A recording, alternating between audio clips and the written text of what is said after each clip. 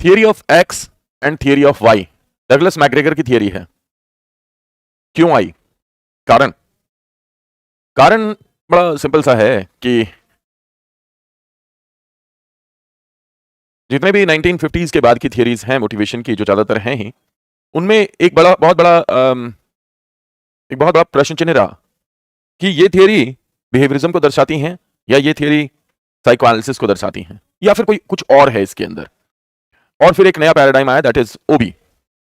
तो बेसिकली ये देखा गया कि जो पर्सनालिटीज होती हैं उनके अंदर एक अनकॉन्शियस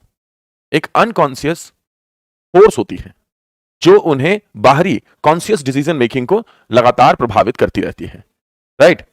तो वो जो फोर्स है वही डिसाइडर होती है। इसको स्टडी किया डगलस मैकग्रेगर ने और उन्होंने कहा कि दो प्रकार के लोग होते हैं। एक वो होते हैं जो कि किसी भी डिसीजन को लिया जाता है, कुछ भी प्रपोज किया जाता है, तो उनका अपना एक सेल्फ मोटिवेटिंग फैक्टर होता है, यानी उनके अंदर से एक सेल्फ मोटिवेटिंग फैक्टर आता है जो कि उन्हें कहीं ना कहीं बाहरी रूप से प्रपोज किए गए नए आइडियाज के लिए उतनी जल्दी तैयार नहीं रखता और इसीलिए ये फॉलोवर नहीं होते। ये कौन नहीं होते? These people are not follower. अब ये फॉलोवर नहीं है तो इसका मतलब इन्हें आप अपने सबऑर्डिनेट, क्लरिकल या एसोसिएटिव वर्क में ना रखें। अगर ऐसी कोई पर्सनालिटी होगी तो वो आपके कार्य को लगातार मना करेगी। तो ऐसी पर्सनालिटी अगर बॉस हो तब तो चल जाएगा, लेकिन ऐसी पर्सनालिटी अगर वर्कर हो तो शायद नहीं चलेगा।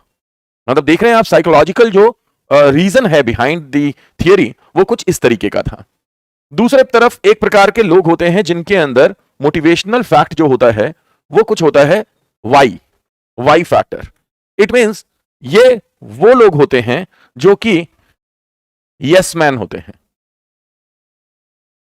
यस मैन मींस आपने जो कह दिया कार्य को उसे सुन करके और उसी तरीके से कंप्लीट कर दिया।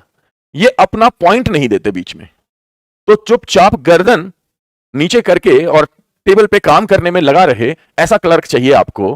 तो आपको कौन चाहिए? Yes man. So that's why they are good followers. They are good followers.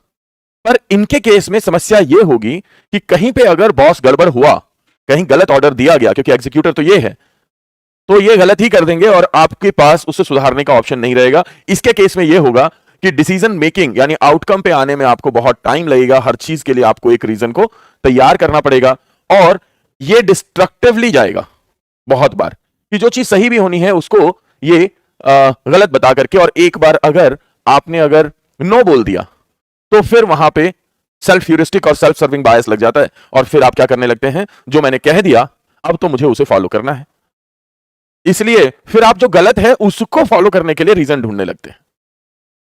ये प्रॉब्लम होगी।